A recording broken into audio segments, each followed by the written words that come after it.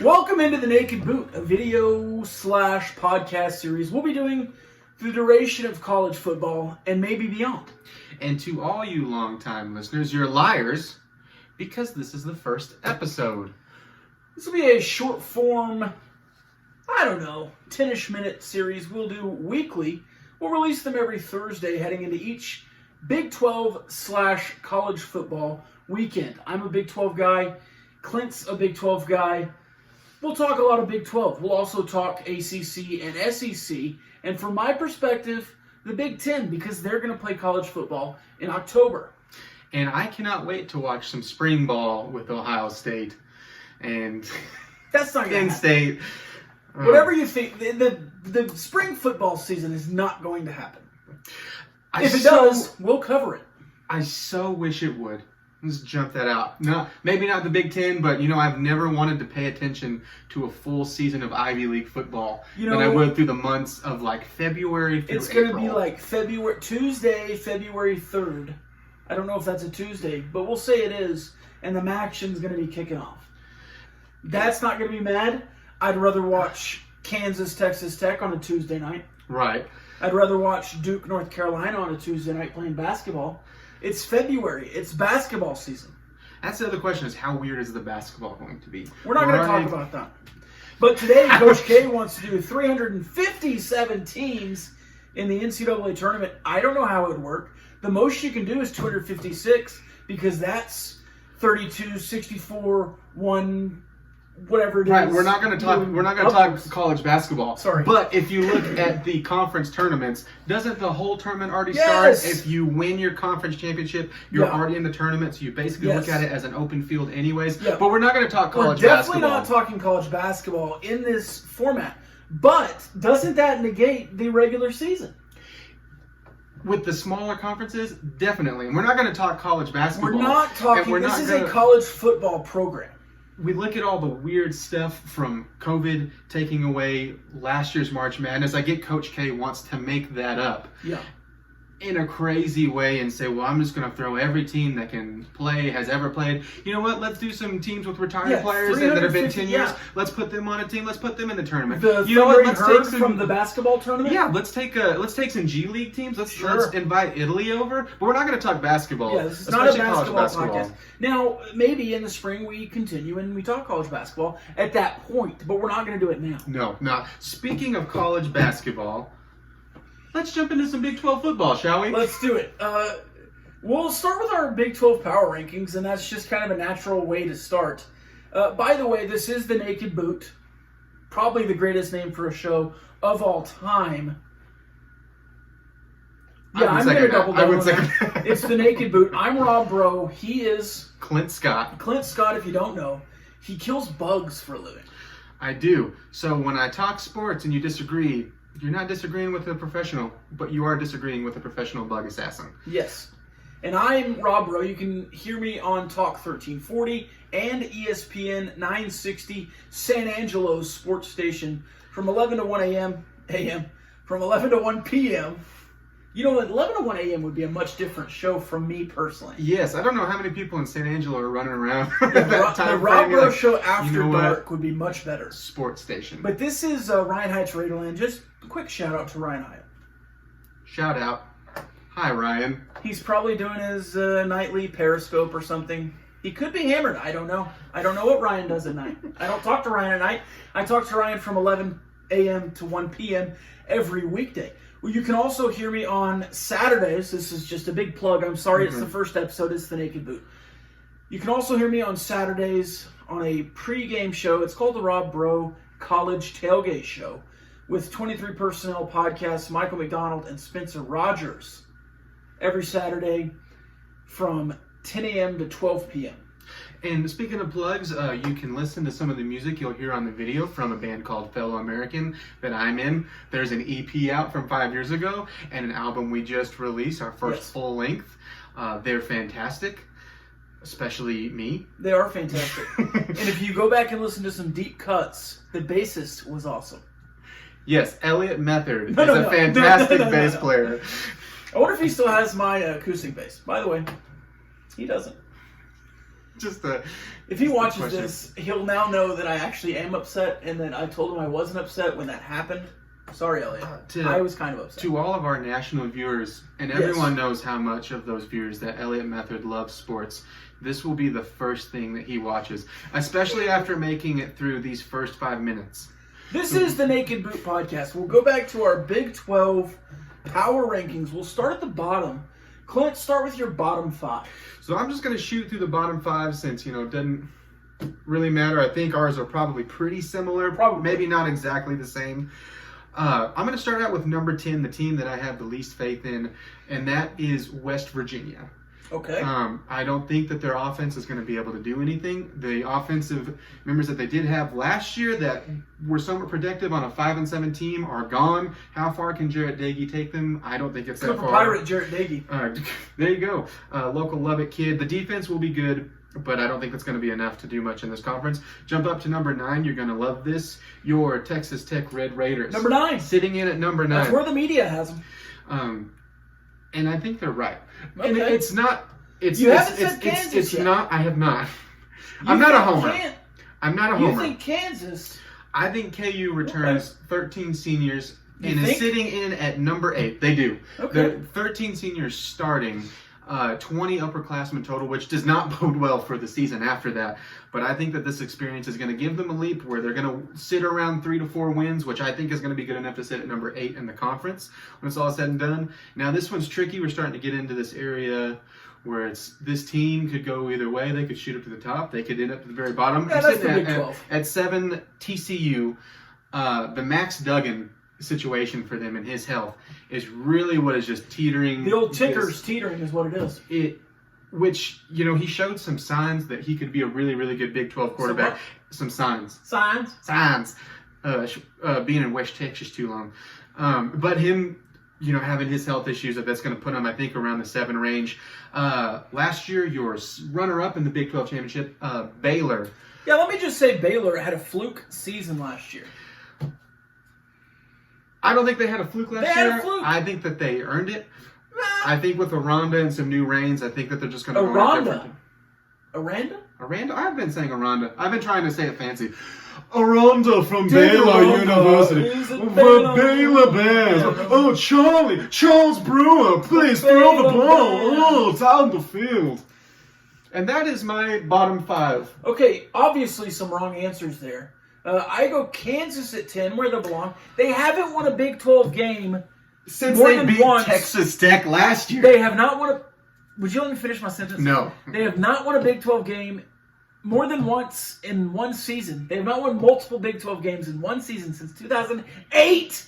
You know what? And you think they're going to win 3 games? In the when Big 12. when 9 of their games are conference games? Yes. Let me tell you. Clint, Okay, so last year, the first time they Miles have done Kendrick this is since coming 2008, back that brings back more athleticism to quarterback. You've got back, the he's not even best playing. running back in the conference, Puka Williams. You have actual second best returners running on defense. back. I looked at the roster, and you know what I said? I know who these guys are. You know how long it's been since I've seen that? Yeah, you have a guy named defense playing defense. I don't think that's going to help. Your best defender's gone. I've always heard if you name yourself defense, that means you're an amazing defender. You know what? Let's both agree, though. We can argue, and I'm sure this... Let me give my bottom 5. Kansas, West Virginia at 9. Got a lot of the same things you think about West Virginia. TCU at 8 because I have no faith in their offense. Yeah. This is an offensive league. Yes, they have good safeties. Yes, they have a good linebacker. Beyond that, I think they have more weapons than West Virginia. I don't think the quarterback's as good. Well, you know what I hear about TCU a lot? I hear running back depth, running back depth, running back depth. But they're not returning any starters. They're all new. You got 5 guys who can run the ball. Well, anyone can have 5 guys that can run the ball. Yeah. They're going to need to prove themselves, and I think that's where that. And I think Zachary Evans is gonna be all right. I think he's a 5-star kid, but you know what? If he can't have his cell phone, I don't think he's gonna be very good. And you can't have your cell phone on the sidelines. It's a rule. My other bottom 5s: Texas Tech at 7, Kansas State at 6. Kansas State is better than you think they are. However good you think they are, they're better than that. So it's hard for me to put them in the bottom 4. But again, offensively, maybe Malik Knowles takes a big step forward. Maybe they find a running back that they don't have or they haven't had. Skylar Thompson, maybe he takes a bigger step forward, and is it just, Alex Smith light? When you look at Skylar Thompson, we were looking at some of the stats, and you don't realize how many touchdowns that dude has scored. And now hold on. He only threw for 12. Yeah, but you look at total touchdowns, he's top 3 at K-State history. In career, but he's played parts of 3 seasons and one full season. And I'm not saying that he's going to set the world on fire. I think K-State is going to be... I have him one spot above where you put him. Yeah, and I think he's a top 5 quarterback in the Big 12. The thing is that what K-State, their first year without Bill Snyder, again, all that they did was show how consistent they are and how they just stick to their game plan, and they just plug along. They run the ball. They play sound defense. They're where they're supposed to be. Chris Kleiman is a championship-level coach. Yes, and there's a reason that he's going to do well, and already has done well in his first season, D1. And there's a reason he won so many championships at North Dakota State. He knows what he's doing, and I think he is the perfect fit for K-State. Yeah. And as far as just smooth transition for a program, that's about as it can be. Of all the new coaches last year, he was the best hire. Yes. Les Miles was the worst. The rest of mine, Baylor at 5.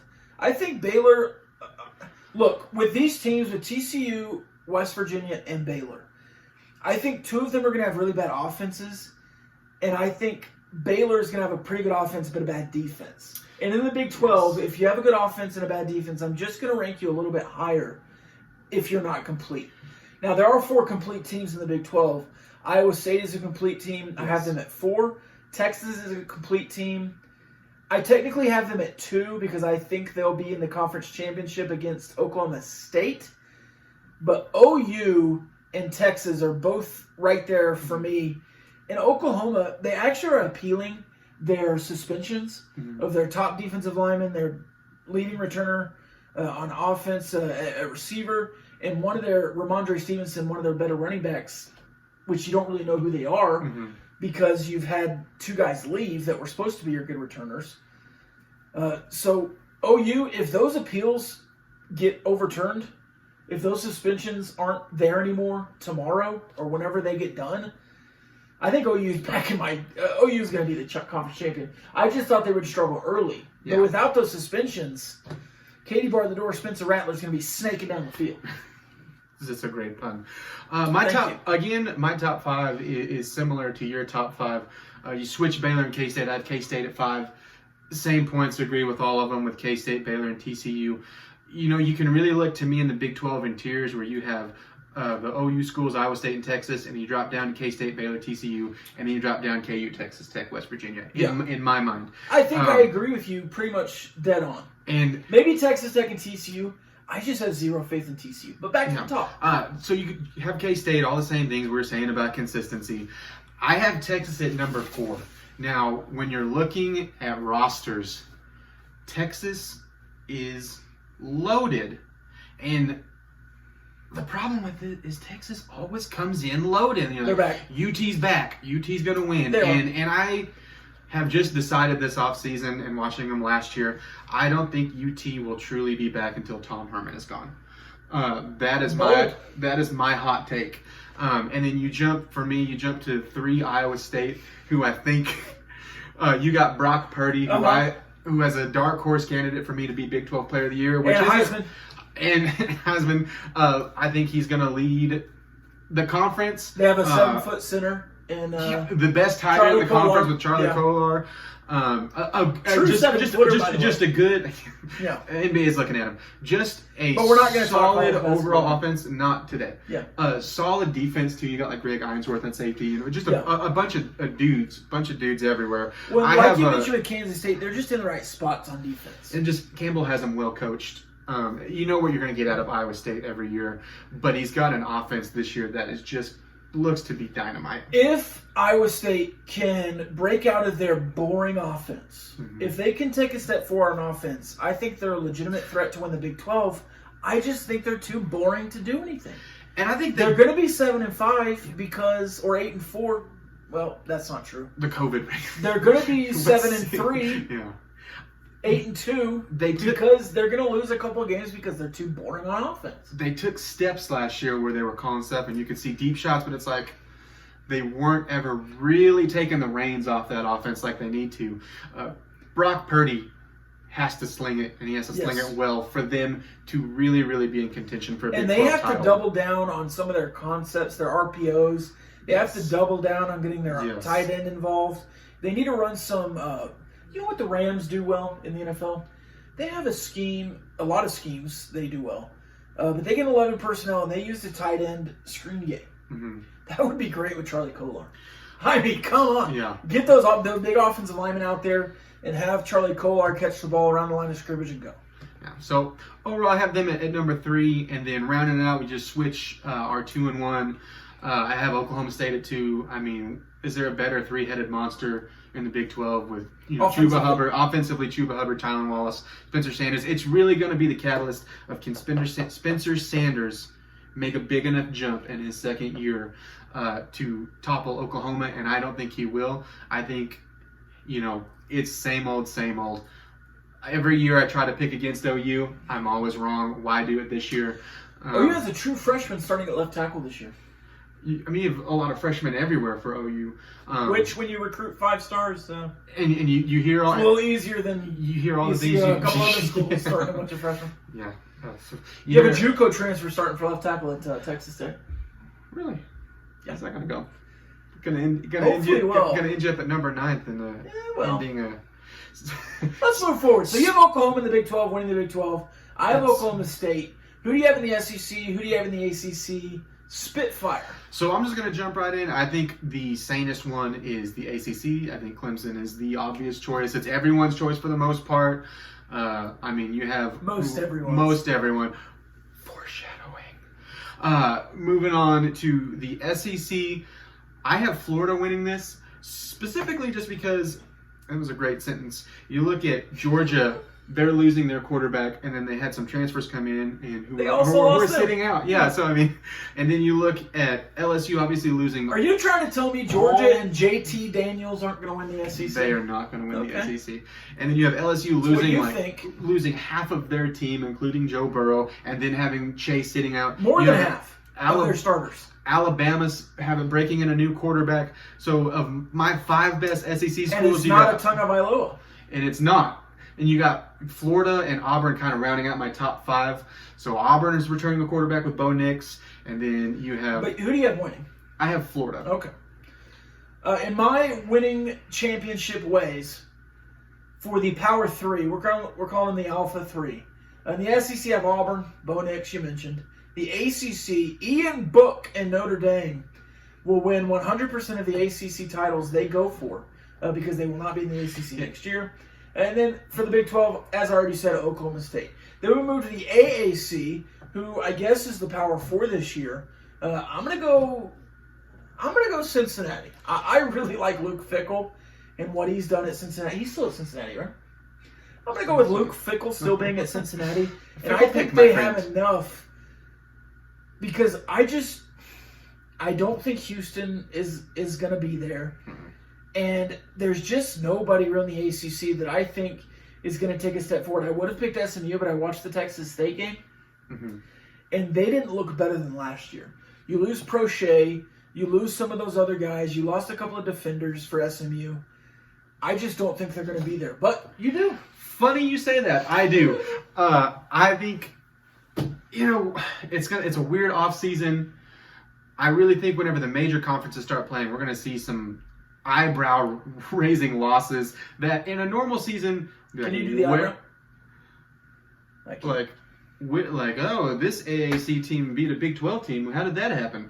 Well, in this sort of weird off-season with all the OTA stuff, all the things like that, practices being cut, spring ball, I think the first 2 seasons are not going to be indicative, or the first 2 games are not going to be indicative to what the whole season is going to look like. I think SMU is going to look better and better every week. I have them as my AAC championship, or my champion. Let me ask you a quick question. Okay. About Notre Dame. If Notre Dame does win the ACC, does that make them want to bounce, or does that make them want to stay, or make ACC want to keep them in the conference? I think the ACC already does want to keep them. I don't think them winning or losing matters.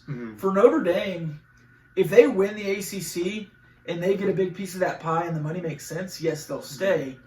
I just don't think that is feasible. I think in Notre Dame's world, they make more money playing USC, playing out of conference, playing across the country, especially if they get another Big Ten game in there. I know they stopped playing Michigan, but if they play teams from the Big Ten, if you can get those checks in, I think that's a bigger draw than playing Wake Forest in week 6. And the money's there. The problem is this is their gateway to consistently having a better route into the But they've already made the playoff. CFP. But I think this is going to be a better chance for them. You looked at the seasons that they haven't, and they were almost there, and they really needed that conference championship. They needed that extra win to get them in there. We'll see. That's going to be very interesting. But they're not going to win the ACC anyways. It's going to be Clemson. Alexa, play Shining Star by the Manhattans on Apple Music. Shining Star by the Manhattans from Apple Music. Alexa, volume 10.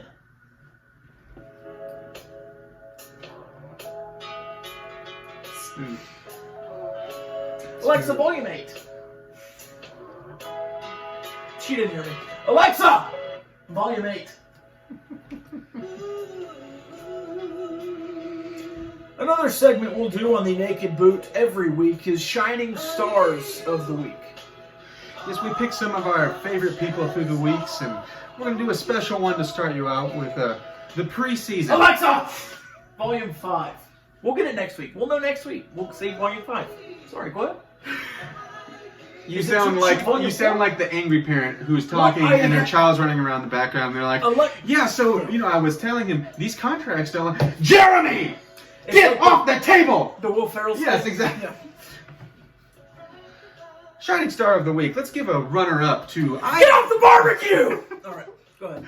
Runner-up. It's hot. Go ahead. Sorry. So we'll do Shining Stars every week. This is a great song by the Manhattans, by the way. This is the Naked Boot. Shining Star runner-up is Iowa State AD Jamie Pollard for boldly saying the first week 25,000, count them, 25,000 fans. Not 25%. No, not 2,500. 25,000 fans. That's 40%. Will be in the stands week 1 across the country, where most people are saying 0 in to Jack Trice Stadium to less than 50% in an area that was known that they were having a huge problem with COVID-19. USA Today, hotbed. But 25,000 are going to come. And then you know what the president of Iowa State's name is? I do, but I want you to say it. Wendy Wintergreen. Wendy? Wintergreen. Is she a spokesperson for Wendy's? Is she a spokesperson for wintergreen flavored things? I don't know, but I think her name is hilarious. Sarah! Out of the pool! Oh, Miss Wintergreen comes along and says, yeah. How you know Mrs.? No, or Mrs. I'm just trying to be polite. I don't know. You think a parent would name their child Wendy Wintergreen? Wendy Wintergreen. She had to be like a Wendy Johns or something. Like a Wendy different flavor, like Wendy Peppermint. Jefferson. No, no. Wendy York Patty. No. Wendy Snickers. Wendy Wintergreen comes along and says, "Listen, Jamie Pollard, you're not putting out 25,000. We're not putting anyone." He gets huge backlash. You know what this is the equivalent of? Speaking of angry parents, this is like Jamie Pollard telling all of his friends, like, "Yeah, hey, I talked to my parents. We're going to have a cool party back at the house. It's going to be crazy. There's going to be lampshades on the heads." And he actually did talk to his parents. The parents were like, "Yeah, okay." Well, then they're walking up to the door, and he forgot to tell his parents that all of his friends have the flu and chicken He's pox actually grounded. and a bunch of sores on their body. And they're like, no, that's not happening. They can't taste anything. For all of this confusion, you are the runner-up, Jamie Pollard, for Shining Stars. That's the runner-up, but the Shining Star of the Week, the Shining Star of the offseason, COVID-19. It's got to be. Why would I want to watch more than 10 games per conference, Clint? Why would I want to watch Michigan, Oregon, or whoever it was, Oregon, Ohio State? Why would I want to watch Maction on a Tuesday night? I don't know. Why would you want Pac-12 After Dark to unwind after a long Saturday of... You made sure that didn't happen. Thank you. You're the Shining Star of the Week. Congratulations, COVID-19. You know what? I always thought, my face isn't ugly enough. You know what I'd love? You know what I'd absolutely love? Some face mask acne. Some Macne right here. COVID-19, you did that. You know what, COVID-19, you're the shining star of the week. Because you made my allergies go from just allergies to a red level, threat level midnight at the grocery store when I sneeze in the produce aisle and some old lady's looking at me like I'm a terrorist. It's just allergy! Allergies. It's just allergies. Really Sarah, out of the pool! You know what, COVID-19? We're not talking college basketball in this first episode. We aren't. But you took We away... refuse to do it. You took away March Madness. And you took away what, in my estimation, was a guaranteed championship for Bill Self and the Kansas Jayhawks. I actually picked Kansas to win the NCAA tournament. I did 4 tournaments. Guess how many I had KU? You've picked KU to win the national championship in consecutive seasons and since you were like 3 years old. Yeah. Thank you, COVID-19, for taking that away. Yeah, I'll never know.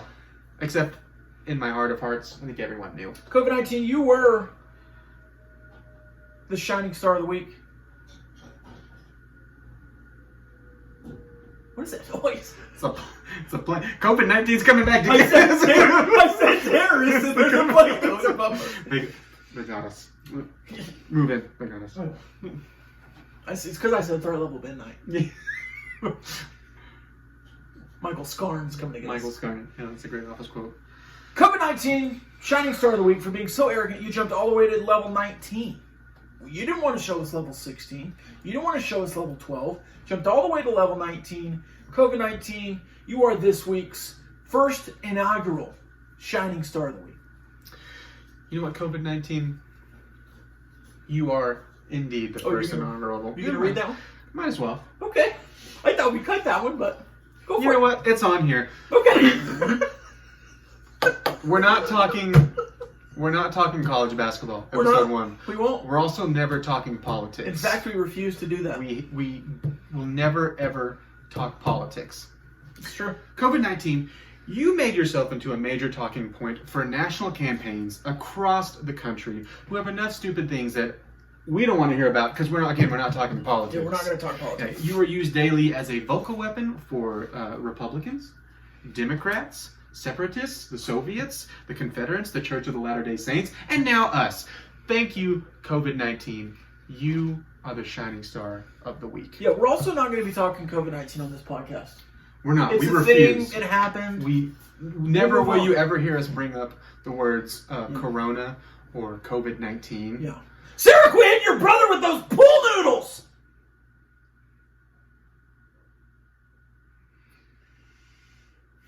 You done? Finally, the last segment we'll have in the Naked Boot video series podcast. We're going to call them the Goldilocks of the week. This week we'll do Goldilocks of the year. We'll have a hot lock, a cold lock, and a lock that's just right. So we'll start with our hot locks. Someone should write a children's story about that. They should. It's actually a really good idea. No one's ever thought of it before. We're actually very smart guys. Goldilocks. Just right. Yeah. Too hot. Yeah. And maybe we'll do like porridge. Cold. I don't know why. Do you like porridge? I love porridge. So we'll start. I said too hot. We'll start with too cold.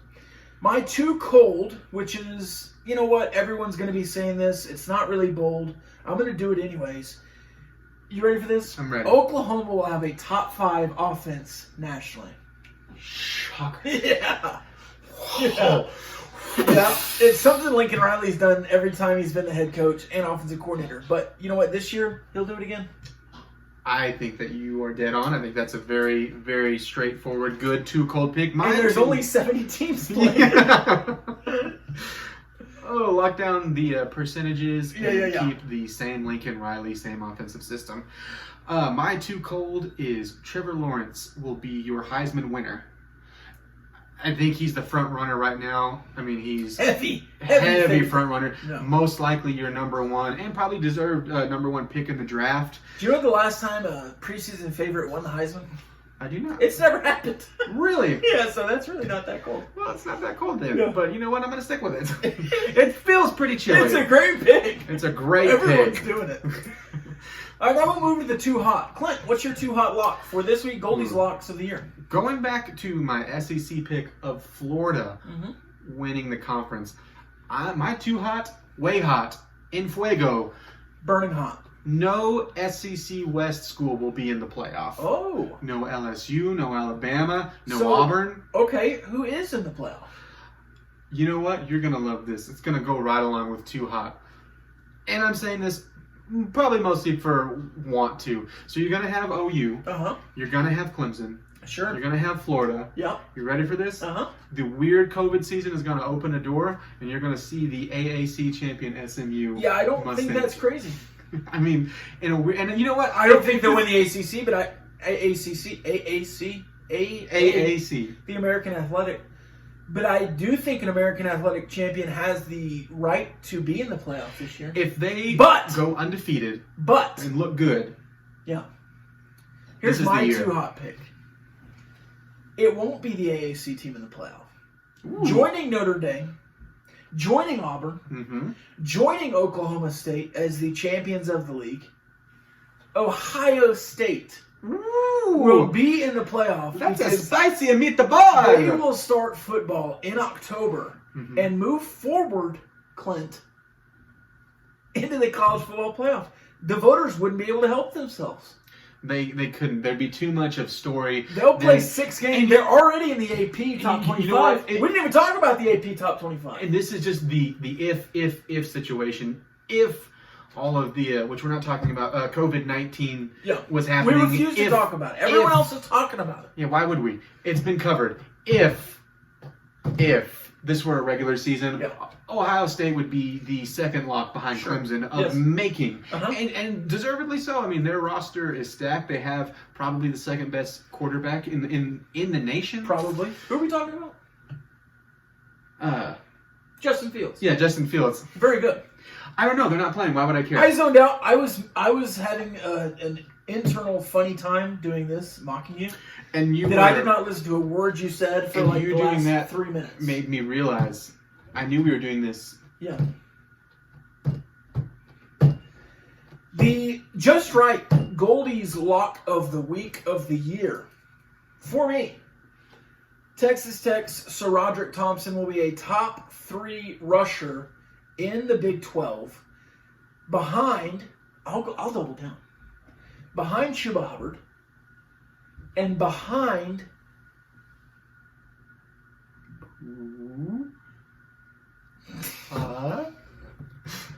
William. behind Texas's Oh! leading rusher. Oh! Puka will be 4th. I really like that pick until you didn't say Puka Williams. That's a. I mean that. I was gonna that- say Puka until you started saying it. That's a good pick. I think that's But the main just, thing, Sir Roger Thompson. just right on the level of doable, but that's also going to be. It's gonna be tough. It's going to be a feat to gonna do be- that. It's I will say that Sir It's gonna be Roderick. tough. Yeah. I will say Sir Roderick Thompson, of the Tech running backs from the past 3 years, I really, really like the future that he has Yes. for him. My just He had right. 12 touchdowns last year.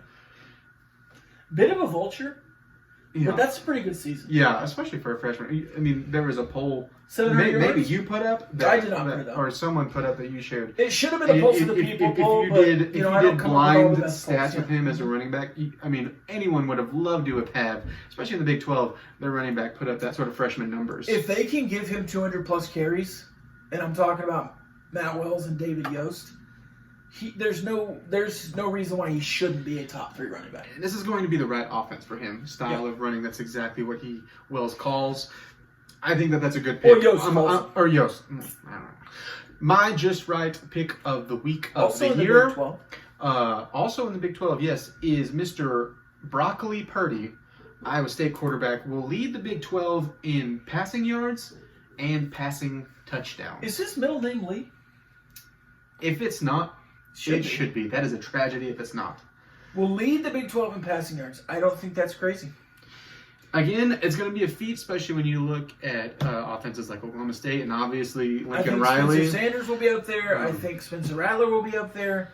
I think Charlie Brewer. I think Sam Ellinger will be up there. If you do anything with Baylor, it's going to be behind Brewer's arm, so the numbers are going to be there. I think Jacob Zeno will be up there. I think Kendrick Miles will be there.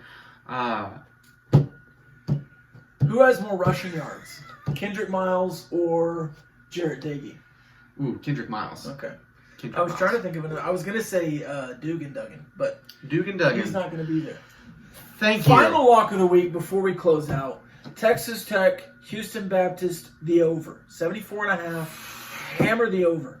They're going to give up some points to Houston Baptist. 74.5. I think Texas Tech could easily score over 50. And I wouldn't be surprised if the game is 56-24. 74. You know how hard it is to score. And we're hammering the over. 70. It's 74.5, and we're hammering the over. That's my pick of the week. Thank you for joining us, those of you that have attended. This is the Naked Boot. We don't talk about politics. We don't talk about college basketball right now. We don't talk about COVID-19. We don't do shameless plugs. You know what we do, though? We do appreciate you tuning in. Sarah, if you're going to get sand all over the place,